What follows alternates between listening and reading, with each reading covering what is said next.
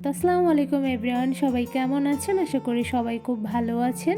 চলে এলাম আপনাদের মাঝে নতুন একটি রেসিপি নিয়ে। আজকে তৈরি করেছি দারুণ মজাদার একটি স্যুপ। এই স্যুপটা তৈরি করা কিন্তু খুবই সহজ, শুধুমাত্র কয়েকটি উপকরণ দিয়ে মজাদার স্যুপটা খুব সহজভাবে কিভাবে তৈরি করে ফেলেছি এই রেসিপিটি আজকে আপনাদের সঙ্গে শেয়ার করব। আশা করি রেসিপিটি খুব ভালো এবং সহজ মনে হবে। তো বেশি কথা না বেড়ে চলুন মূল রেসিপিটি দেখে নিই। স্যুপ তৈরি করার জন্য প্রথমে একটি প্যানের মধ্যে নিয়ে নিয়েছি চিকেন ব্রেস্ট পিস। এখানে আমি হাফ কাপের মতো নিয়ে নিয়েছি। সাথে চিংড়ি মাছও নিয়েছি হাফ কাপের মতন। এখানে আমি মিডিয়াম সাইজের চিংড়ি মাছ নিয়ে নিয়েছি। আর সাথে দিয়ে দিচ্ছি ডিমের কুসুম। এখানে সাদা অংশটাও দেওয়া যায়, বাট ডিমের কুসুমটা দিলে বেশি ভালো হয়। তো এর জন্য আমি এখানে দুটো ডিমের কুসুম নিয়ে নিয়েছি। আর সাথে দিয়ে দিচ্ছি আদা কুচি। এখানে আমি গোল করে কিছু আদা কুচি দিয়ে দিচ্ছি। সাথে দিয়ে দিচ্ছি টমেটো ক্যাচাপ। এখানে আমি হোমমেড টমেটো ক্যাচাপ ব্যবহার করছি। টমেটো ক্যাচাপের ভিডিও কিন্তু দেওয়া আছে, আপনার চাইলে কিন্তু দেখে নিতে পারেন। সাথে দিয়ে দিচ্ছি সয়া সস। এখানে আমি 1 টেবিল চামচ পরিমাণ সয়া সস দিয়ে দিচ্ছি। সাথে দিয়ে দিচ্ছি লেবুর রস। এখানে আমি দুটোর মতন লেবুর আমি ফালি করে সেই রসগুলোই চিপে দিয়ে দিচ্ছি। এবার একটি পাত্রে দিয়ে দিচ্ছি কর্নফ্লাওয়ার। এখানে আমি 2 টেবিল চামচ পরিমাণ কর্নফ্লাওয়ার দিয়ে দিচ্ছি। এবার এই কর্নফ্লাওয়ারের মধ্যে দিয়ে দিচ্ছি নর্মাল পানি। এখানে আমি 4 টেবিল চামচ পরিমাণ পানি দিয়ে দিচ্ছি। যতটুকু পরিমাণে কর্নফ্লাওয়ার নেবেন ঠিক তার দ্বিগুণ পরিমাণে পানি দিয়ে দিতে হবে। এবার কর্নফ্লাওয়ারের সঙ্গে পানিগুলো খুব ভালোভাবে নেড়ে গলিয়ে নিতে হবে। কর্নফ্লাওয়ারগুলো পানির সঙ্গে খুব ভালোভাবে নেড়ে গলিয়ে নিতে হবে, যাতে ভিতরে কোনো প্রকার দানা দানা না বাঁধে। এবার এই কর্নফ্লাওয়ারের মিশ্রণগুলো আমি সবগুলো উপকরণের মধ্যে দিয়ে দিচ্ছি। এবার কর্নফ্লাওয়ারের মিশ্রণগুলো সবগুলো উপকরণের সঙ্গে খুব ভালোভাবে নেড়ে মিশিয়ে নিতে হবে। কর্নফ্লাওয়ারের মিশ্রণগুলো সবগুলো উপকরণের সঙ্গে একটি চামচের সাহায্যে খুব ভালোভাবে নেড়ে মিশিয়ে নিচ্ছি। তো এই পর্যায়ে দেখতেই পাচ্ছেন খুব ভালোভাবে কিন্তু মিশিয়ে নেওয়া হয়ে গিয়েছে। এবার এই স্যুপের মিশ্রণগুলো আমি চুলাতে দিয়ে দিব। এবার এর মধ্যে দিয়ে দিচ্ছি পানি। এখানে আমি নর্মাল পানি প্রায় 4 কাপের মতন দিয়ে দিচ্ছি। যদিও আমার ভিডিওতে 3 কাপের মতন উঠেছে, আর 1 কাপ স্কিপ হয়ে গিয়েছে। তো আপনারা কিন্তু এখানে অবশ্যই 4 কাপ পানি দিয়ে দিবেন।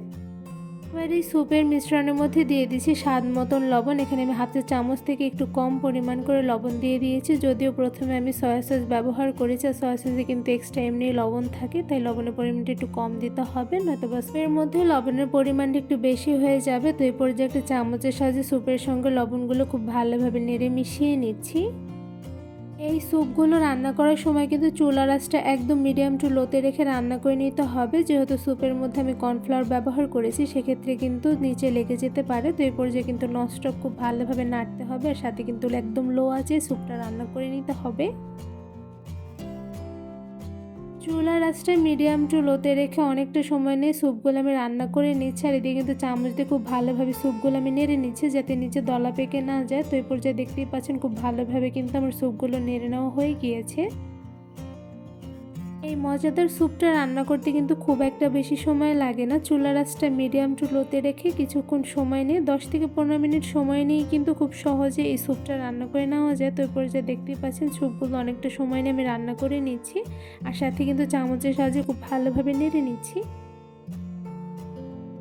মিডিয়াম আছে কিছুটা সময় নিয়ে স্যুপগুলো রান্না করে নেওয়ার পর দেখতেই পাচ্ছেন স্যুপগুলো কিন্তু অনেকটা পরিমাণে ঘন হয়ে এসেছে। তো এই পর্যায়ে দেখতেই পাচ্ছেন স্যুপগুলো কিন্তু অনেকটা পরিমাণে রান্না হয়ে গিয়েছে। এই পর্যায়ে আমি চামচের সাহায্যে আরও কিছুটা সময় নিয়ে খুব ভালোভাবে স্যুপগুলো নেড়ে নিচ্ছি। এই স্যুপের মধ্যে যেহেতু আমি চিংড়ি মাছ সাথে চিকেন ব্যবহার করেছি, তাই স্যুপটা যতটা সময় নিয়ে রান্না করে নেওয়া হবে ততই কিন্তু এই চিকেন আর চিংড়ি মাছের খুব সুন্দর একটি ঘ্রাণ বের হবে। চুলার আঁচ মিডিয়াম টু লোতে রেখে প্রায় 10 থেকে 15 মিনিট সময় নিয়ে আমি স্যুপগুলো রান্না করে নিয়েছি। তো এরপর যা দেখতেই পাচ্ছেন স্যুপগুলো কিন্তু অনেকটা পরিমাণে ঘন হয়ে এসেছে, আর সাথে কিন্তু চিকেন আর চিংড়ি মাছগুলো খুব ভালোভাবে সেদ্ধ হয়ে গিয়েছে। এরপর যে কিন্তু আমার স্যুপটা একদমই রেডি। এবার এই স্যুপটা আমি একটি পাত্রে বেড়ে নিব। সবগুলো স্যুপ আমি একটি পাত্রে বেড়ে নিয়েছি। আর এদিকে দেখতেই পাচ্ছেন মাশাআল্লাহ স্যুপগুলো দেখতে কিন্তু খুবই লোভনীয় হয়েছে। এই স্যুপগুলো রান্না করে কিন্তু খুবই সহজ, আর খেতে কিন্তু অসম্ভব মজাদার হয়ে থাকে। কোনো রকম ঝামেলা নেই, শুধুমাত্র কয়েকটি উপকরণ দিয়ে মজাদার স্যুপটা কিন্তু খুব সহজে ঘরে বসে বানিয়ে সবাইকে খাওয়াতে পারবেন। সবাই কিন্তু এই স্যুপগুলো খেয়ে বেশ প্রশংসা করবে, সাথে খুব মজা করে খেয়ে নেবে। এই মজাদার স্যুপ তৈরির রেসিপিটি আপনাদের কাছে কেমন লেগেছে তা আমাকে অবশ্যই কমেন্ট করে জানাবেন। স্যুপগুলো শীতের সময় তৈরি করে খেতে খেতে যেমন ভালো লাগে, সাথে কিন্তু এমনি দিনেও খেতে বেশ মজার হয়ে থাকে। আমি স্যুপগুলো একটু তুলে দেখাচ্ছি অ্যাকচুয়ালি দেখতে কেমন হয়েছে। তো এদিকে দেখতেই পাচ্ছেন মাশাআল্লাহ স্যুপটা দেখতে কিন্তু খুবই লোভনীয় হয়েছে। এই স্যুপগুলোর মধ্যে চিকেন আর চিংড়ি মাছ দেওয়ার কারণে স্যুপটা খেতে কিন্তু আরো বেশি মজাদার হয়ে থাকে। একবার খেলে বারবার খেতে মন চাইবে, কারণ এই স্যুপটা খেতে এতটা মজাদার।